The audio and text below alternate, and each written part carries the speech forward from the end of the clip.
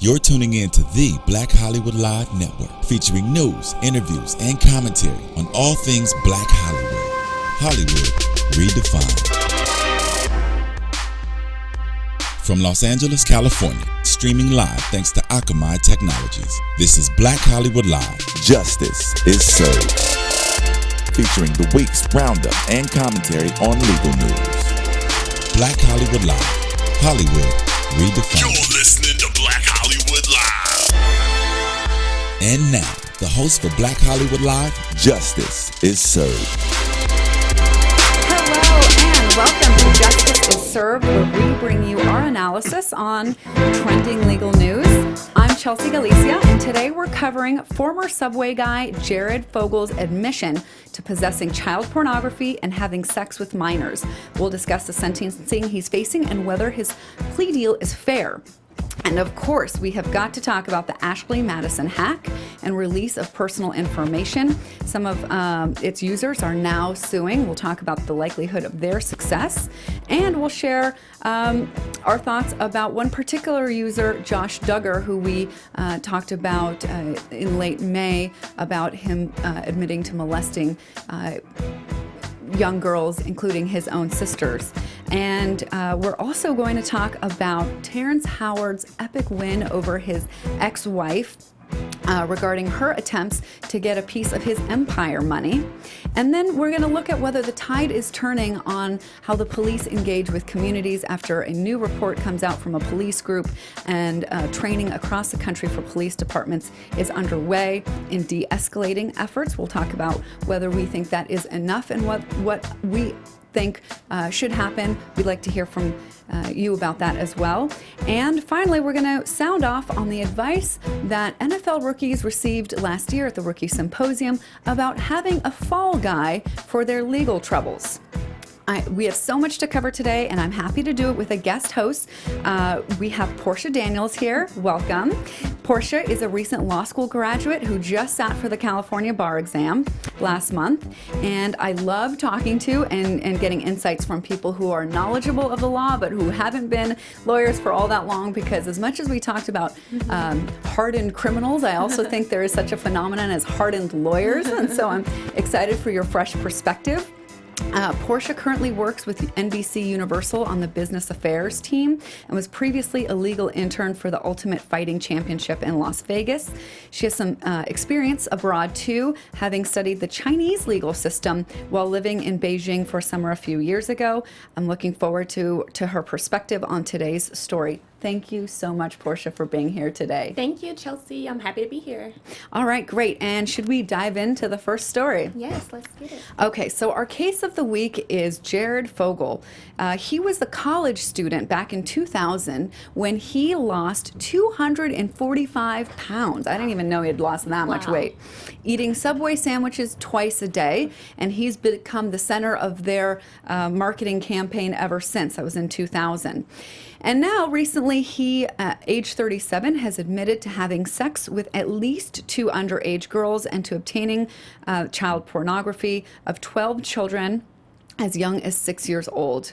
He is scheduled to formally plead guilty in an Indianapolis federal courtroom on November 19th and has worked out a deal where he faces about 5 to 12 and a half years in prison. He has possessed what law enforcement has called a significant amount of child porn and used the interstate highway to have sex with minors. And the reason why that's a big deal is because when you use interstate highway, then that's how the federal government can have jurisdiction over that. He solicited sexual acts from at least 14 minors. He is paying $100,000 in restitution to each of those 14 minors. So $1.4 million of that Subway money is going to the victims. But the question is whether facing a sentence of 5 to 12 and a half years is really all that fair in light of the fact that just a count for distribution and receipt of child pornography carries a 5-year mandatory minimum sentence. So 5 years for everything to me, at least looks insufficient, although there is a possibility of up to 20 years. So the count involving travel for purposes of unlawful sexual activity with minors carries a maximum of 30 years with no mandatory minimum. So it looks like if he's really going to face 5 to 12 years, he's catching a big break. Yeah. What do you think? You think it's fair? You think 5, maybe 12 more? What do you think? I think this is an extremely sad case. I definitely don't think between 5 and 12 and a half years for something of this gross magnitude is fair at all. Because most of the time in cases like this, you see people get 10 years for one count of child molestation or something like that. So for him to only be facing 5 to 12 and a half years, I guess he should thank his legal team, because I'm surprised when I was reading the articles. I was like, wow. I too. I was shocked too. And this must speak to the fact that he was cooperative with prosecutors. I think also it has to do with the fact that the head of his foundation was the real target of the original investigation. And Russell Taylor was the head of his foundation, and who was the original target of the FBI's investigation.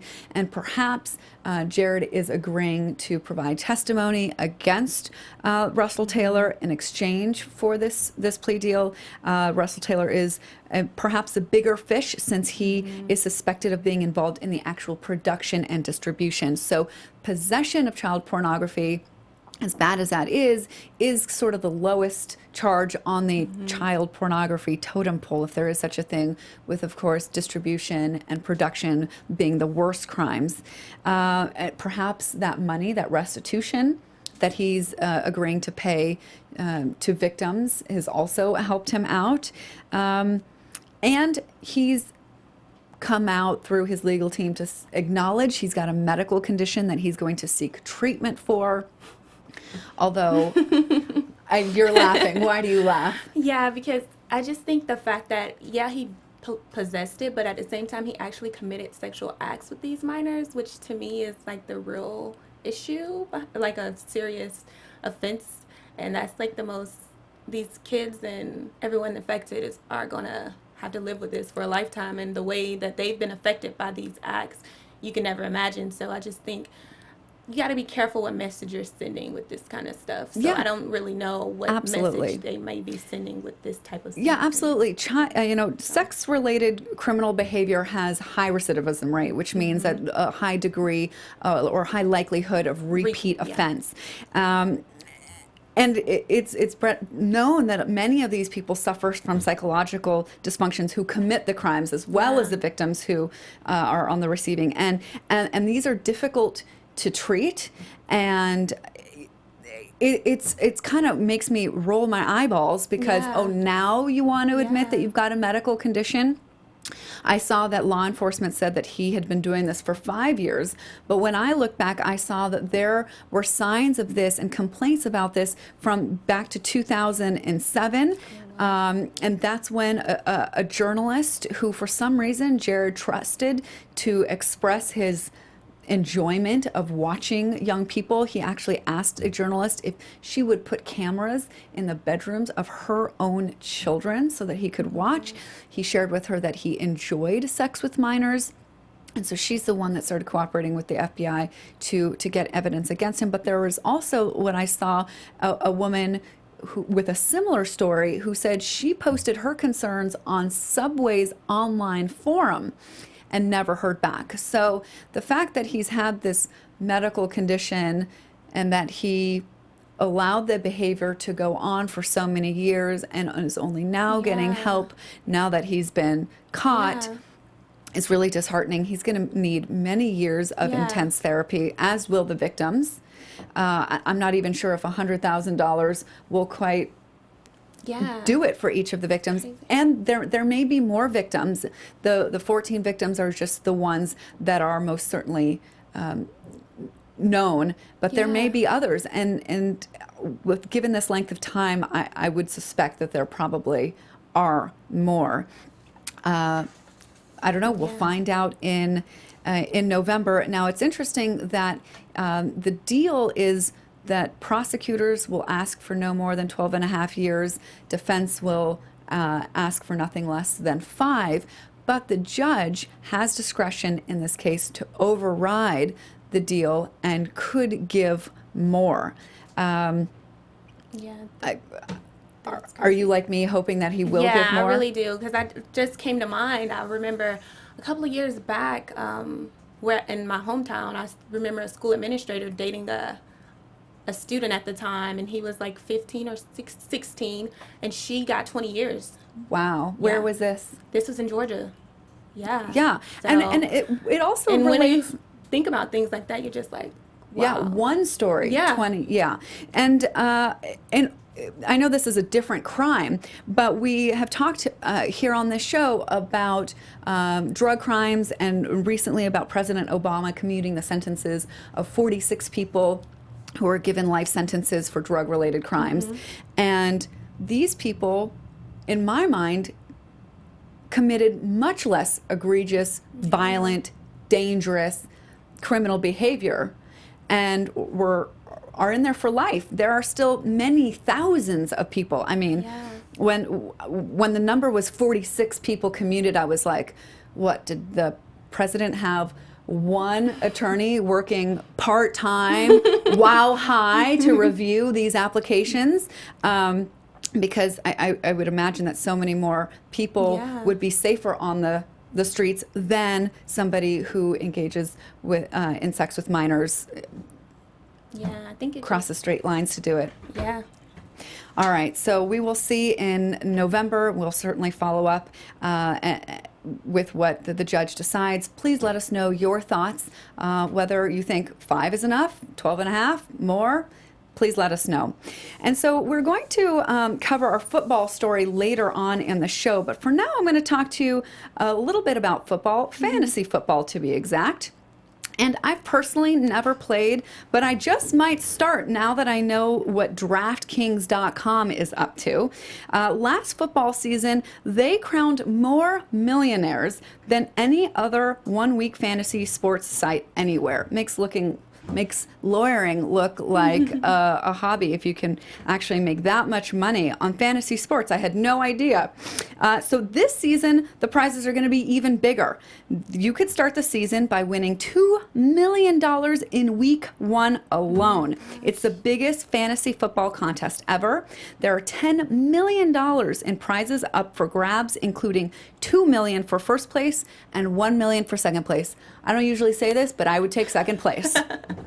And since this is just 1 week fantasy football, there's no season-long commitment. It's fantasy football on demand. Play where you want, when you want, with the players you want. You just pick your players, pile up the points, and maybe with enough skill and luck, pick up your big cash. And that's it. This isn't fantasy as usual. Welcome to the big time. So, seeing as how regular season is going to kick off soon, you'll need to hurry to DraftKings.com and use promo code BLACK, BLACK, to play free for a shot at the $2 million top prize in the Week 1 Millionaires Maker. So enter BLACK for free entry now at DraftKings.com. That's draft, D-R-A-F-T, Kings.com. Wow, right? Right. Okay, so another wow story. Ashley Madison and the hackers who threatened to release the information of 37 million users delivered on their threat to do so when the parent company refused to take the site down. They apparently have moral objections to the site. So police in Canada are working with the FBI and the U.S. Department of Homeland Security and law enforcement to crack the case of who these hackers are. Canadian authorities are involved because a dating website aimed at people seeking extramarital affairs was created by a Toronto-based company called Avid Life Media. For its part, Avid Life Media is offering a $380,000 reward for information about who the hackers are. That's equal to 500,000 Canadian dollars. And at the same time, lawsuits are being filed against the company in the U.S. and Canada. There are, as of my last search, 8 users across the U.S. who are suing. They're all seeking class action status so that they can represent the nearly 40 million registered users. The lawsuits are for breach of contract, privacy violations, and negligence because the site failed to take reasonable steps to protect the security of its users, like encrypting the data. Some of the users had actually paid a fee of $19 to have their profiles deleted and made untraceable. Ooh, sucks for them. There is a class action suit filed by a John Doe user in California that also seeks infliction of emotional distress compensation. Last week, a upwards of $500 million lawsuit was filed in Canada, which also seeks class action status. So the question is, how successful do you think these users are that want to sue the company? Well, it seems like for the negligence claim, it seems like they would have a pretty good legal leg to stand on as far as going back to the textbook definitions for negligence. You're looking at the duty. So thinking that Ashley Madison as the site and the host of all of their personal information has some type of duty to protect that information by encrypting, like you said, and taking certain measures or security measures to make sure that that personal information is, even if it is hacked, it wouldn't show specific names, maybe their logs in code form or different things like that. And the fact that that information is now out, I mean, breach is kind of the whole thing. I mean, there. And this is, in my mind, different from like the Target hacking, where hackers obtained credit card information, because Target, the center of their marketing isn't come shop at Target. Your information is safe with us. The fact that you shop here is secret, and we promise to not let anybody know this. And so when your marketing is based on anonymity, protection, secrets, privacy, the duty is elevated, I think, in my mind. Yeah, I definitely agree with that. So I think that there are viable claims here. I do think that the class action status may be broken down into 2 different users. One for the general users who did pay money and who believed that their information would be kept private and not released. And another for the people who actually paid the money to have their profiles deleted because they were paying for a service to be untraceable, and the company failed to deliver on that. So not only should they get their $19 back, but perhaps more. Although class action cases are notorious for making lawyers rich, while not being so great for the users themselves. But we will be hearing more about this because I don't believe these claims are frivolous. I think some, if not all of these cases will be heard. I mean, I think Ashley Madison, if they have any money left, will try and settle these claims. But I think that they're in for some major financial pain in the future. And I also wanted to cover the fact that some of these users are U.S. government workers with jobs in the White House, Congress, and Justice Department, and military. So putting this kind of information out there is extra dangerous, and they had to have known that this information was highly sensitive. I'm not sure if people in government will have their own class. Probably not, because it's not like Ashley Madison marketed just to them. But the names of the users being released has shed some light on some interesting, or maybe not so interesting, shocking users. One of which is Josh Duggar, who was one of the first to be outed as an Ashley Madison user. And this is interesting because we talked about Josh in May after he acknowledged to inappropriately touching young girls when he was 14, 15 years old, including his sisters. And the family was saying, leave us alone. This is old news. We have healed from this. Josh was punished. He has turned his life around. Even the governor, Mike Huckabee, wrote, the fact that he confessed his sins, this is what Mike Huckabee said back in May, the fact that he confessed his sins to those he harmed, sought help, and has gone forward to live a responsible and circumspect life as an adult is a testament to his family's authenticity and humility. Those are some words to eat now that Josh himself calls himself the biggest hypocrite ever. He issued a statement in the wake of reports that his name was one of the millions who used the site, saying, I have been the biggest hypocrite ever. While espousing faith and family values, I have secretly, over the last several years, been viewing pornography on the internet, and this became a secret addiction, and I became unfaithful to my wife. I am so ashamed of the double life that I have been living, and am grieved for the hurt, pain, and disgrace my sin has caused my wife and family, and most of all, Jesus and all those who profess faith in him.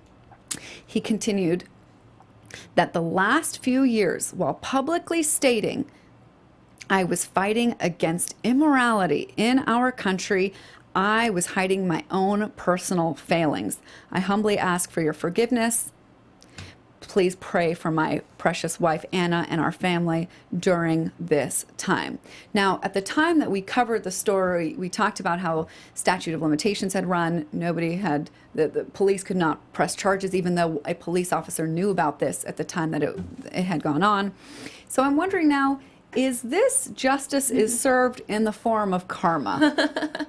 I think this is one of those be careful who you are always pointing your fingers at. Like, don't be so quick to point your fingers at other people when you have your own issues that you are. That is exactly right. Going through on your own. And it's exactly what I said back in May when Sarah asked me, do you really think that the family and Josh has come out of this healed and recovered? Yeah. Or is this just a family secret, hush, hush, be quiet, move on?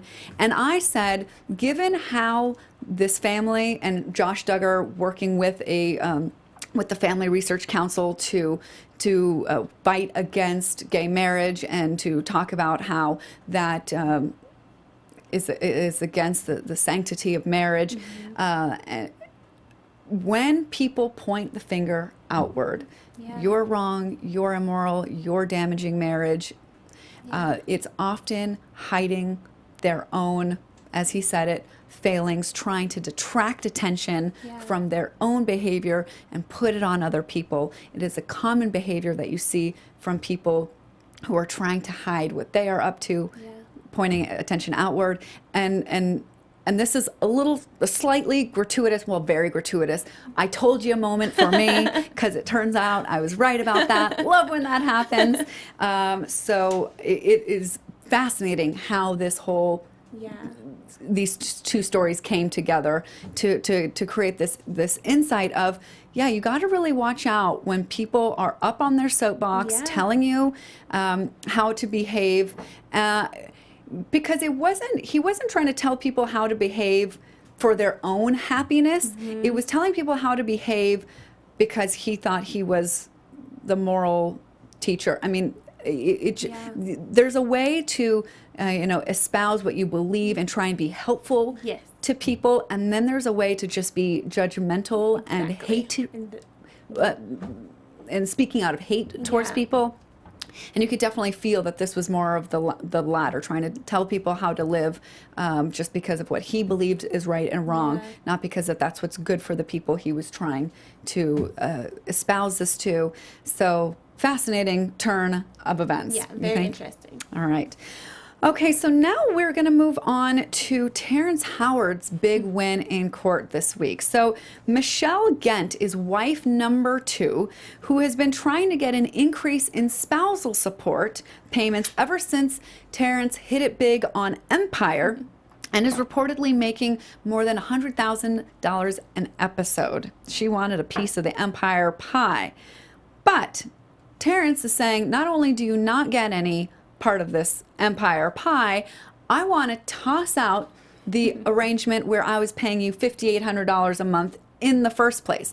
Now, this couple was only married for a year, and he's been paying $5,800 a month for the last 3 years in accordance with a deal that they struck back in 2012. So, Terrence Howard went on the offense and claimed that Michelle threatened to release embarrassing and potentially career-ending information or lies about him, a video of him dancing naked in the bathroom. I don't know how that would be career-ending, probably just embarrassing, but saying that he had an STD, releasing a sex tape, things of that nature. And a few weeks ago, Terrence cried on the stand when discussing how he felt threatened and pressured into signing the agreement. Although I think it's a fair question to ask whether there was any acting going on there. But the judge apparently bought it, and just this week tossed out the spousal support agreement, saying that Terrence signed it under duress due to his ex-wife blackmailing him with threats of releasing naked photos and videos. The judge said the evidence of extortion or duress was unrebutted, or in other words, that Michelle didn't present any evidence to the contrary. However, she was not allowed to testify at this 4-day hearing because her attorneys had failed to sign or file a sworn declaration from her before the proceedings began. And this was also interesting. The judge acknowledged that Howard is no innocent angel, saying that there's no question, this is a quote, "There's no question in my mind Terrence is a bully. But just because you're a bully doesn't mean you can't be bullied." So my question for you, Porcsha, is were you surprised that the judge found, A, that he signed it under duress and then tossed out the agreement? Yeah, I was very surprised with that. But at the same time, it's kind of, for her, it's kind of like, why didn't I leave well enough alone kind of thing. I know looking back, she's probably kicking herself for that. But at the same time, I think going forward, I guess it'll be interesting to see how their new paperwork pans out. Yes, and how exactly. things will end up. Yeah, so the judge has essentially sent them back to the drawing board. They've got to come together and form a new agreement.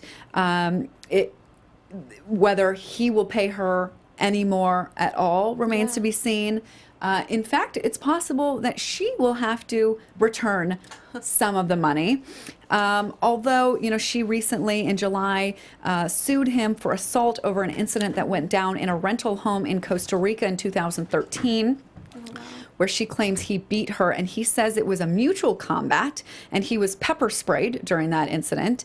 She filed the claim 1 day before the statute of limitations expired. So perhaps, that will be the leg she stands on to say, well, I'm not going to pay you any money, but I'll drop that suit against you. We shall see. Yeah, that'd be interesting to see how it all goes. All right, and so now for the tipping the scales portion, we've got 2 stories today where we want to hear your thoughts. The first of which is potential change in the police departments following all of the cases of police shootings or killings of unarmed people, particularly black men.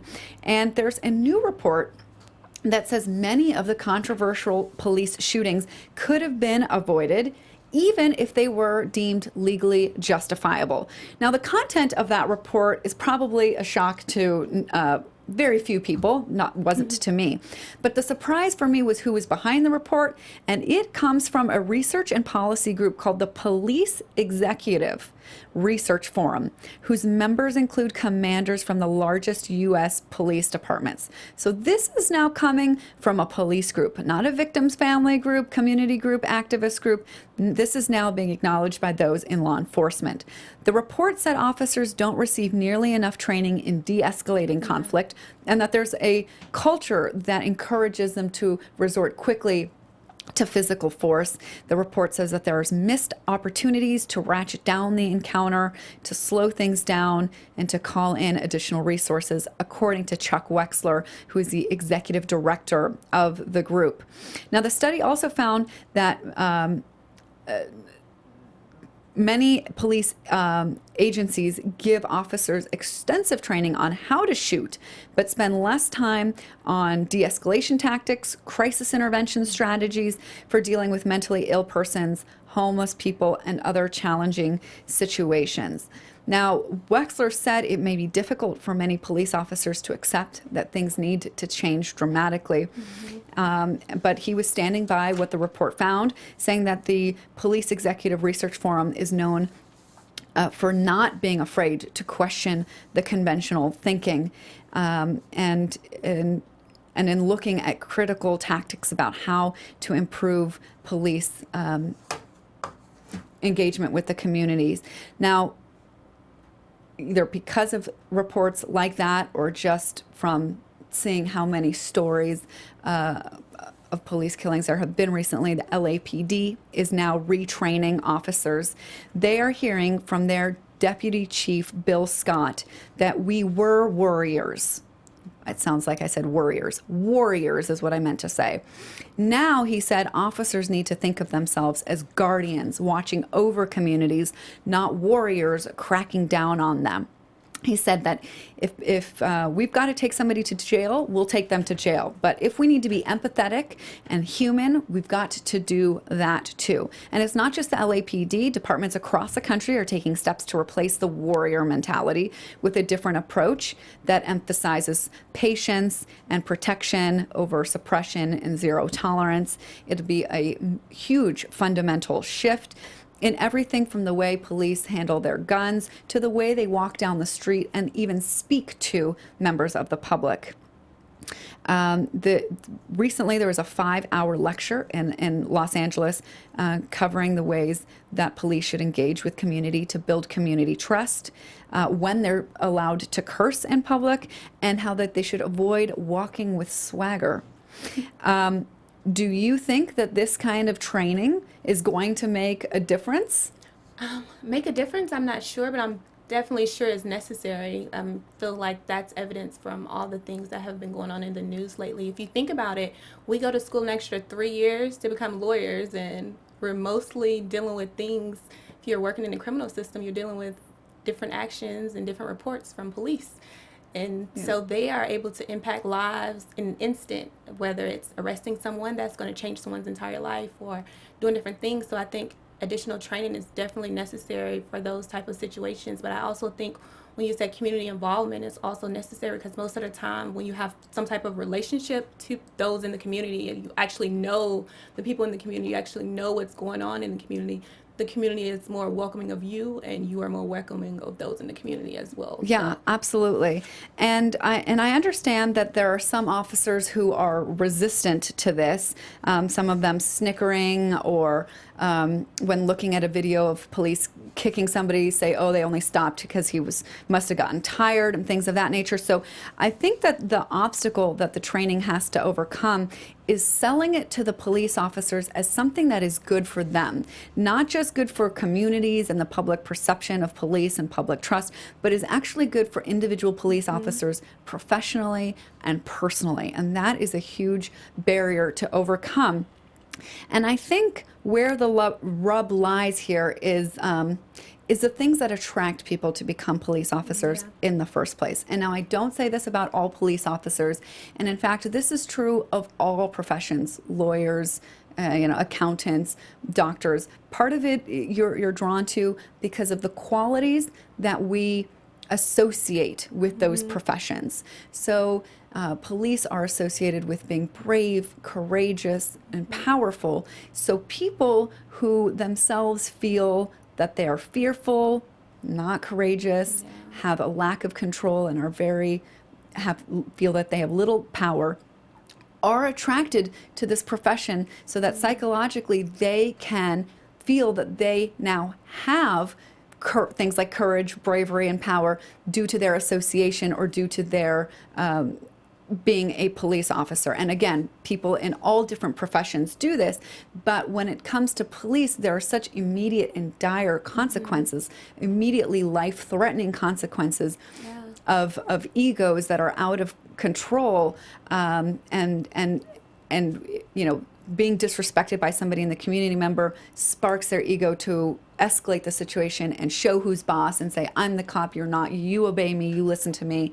And I think that I was on to something when I said earlier that there should be like psychological, I don't know if it's testing or training or something that speaks to the psyche of police officers or people who become police officers. And then also they're deserving probably of mental help, whether it's a therapist or, I don't know, I know it sounds kind of cheesy, life coach or something like that, to help them deal with and process the difficult situations that they deal with every day, some of the frightening things that they are forced to witness. And so I think we've got to train them and also help them. So there is, I think this is a good start, but I think there is a lot to be done on a very, very deep, like spiritual, emotional, level. Am I sounding woo-woo crazy here, or you think I'm onto something? I think they have to remember as well as like they're there to protect and serve. Essentially, that's what the police are, and people shouldn't be fearful of getting stopped by the police.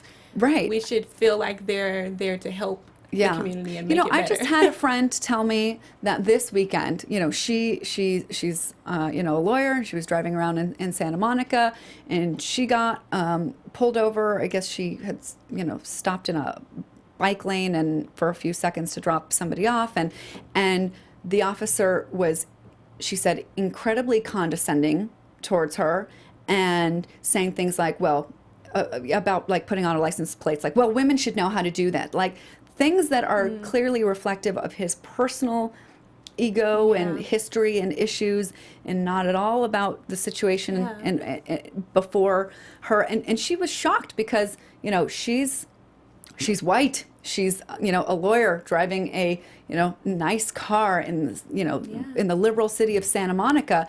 And if she was treated that way, she was, can't even imagine how people under different circumstances are treated. So it's like top to bottom, no matter where the police are serving high crime, low crime, high socioeconomic low, there needs to be some work done. Definitely. All right. And so finally, we are going to talk about the NFL Rookie Symposium last year, where Pro Football Hall of Famer, former NFL receiver Chris Carter, told attendees of the symposium to get a fall guy in case they ever got into legal trouble. The funny part, or the funnier part about this, is he was standing next to Warren Sapp, who is currently facing domestic violence charges from incidents stemming from his ex-girlfriend and hookers, different incidents. But Chris Carter said that he lets his homeboys know, y'all want to keep rolling like this, then I need you to know who's going to be the fall, and then I need to know who's going to be the fall guy, who's going to be driving.